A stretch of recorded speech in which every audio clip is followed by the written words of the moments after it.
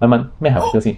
圍標其實係一種破壞公平競爭嘅行為啦。例如喺樓宇維修工程入邊咧，好多名參與投標嘅持份者事先協定，目標係令到某一位參與者得到有利嘅結果。喺呢個過程入邊，顧問公司、維修承辦商、物業管理公司人員同埋業主立案法團，往往都係操控住最重要嘅角色。過程中可能存在利益瓜葛嘅噃。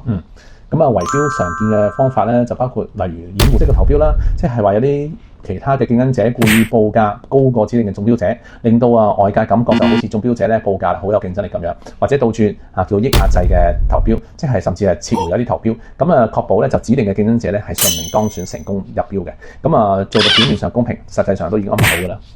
其實喺2015年咧，沙田翠湖花園咧就爆出一單轟天動地嘅天價維修工程，涉及2.6個億。工程公司咧前東主邱先生承認曾經參與商業圍標兼受賄，仲揭發咗賄款高達4500萬喎。係啊，喺法例方面咧，根據香港法例第619章競爭條例，圍標係屬於嚴重嘅反競爭行為。如果香港競爭事務委員會咧係有理由相信佢有參與圍標嘅話咧，係可以向佢發出違章通知啦，咁要求承諾唔再參與圍標啦，甚至承認違例咁樣。咁又或者向審裁處咧申請罰款或者其他命令嘅。審裁處嘅權限咧就有權罰款啦，係最高可以涉及涉案公司嘅營業額嘅10%，仲可以咧取消某啲人咧係出任嗰啲公司嘅董事嘅資格嘅。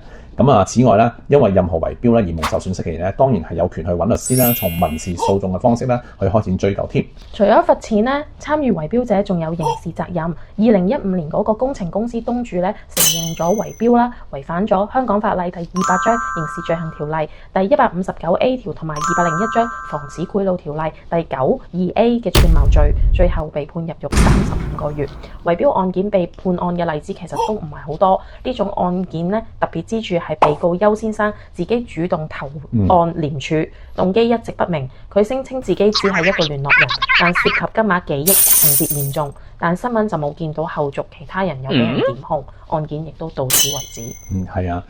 我以前自己咧住過喺屋苑咧，曾經都有打算過大維修嘅。當時亦都嘗試過招標，不過最後因為各種原因咧，就業主們咧都好齊心決定咧就唔維修住啦。呢個經歷咧令到我覺得咧，社會真係要公平啦、廉潔啦、有競爭啦，咁先至可以保住我哋市民嘅利益啦。希望各界都加油啦。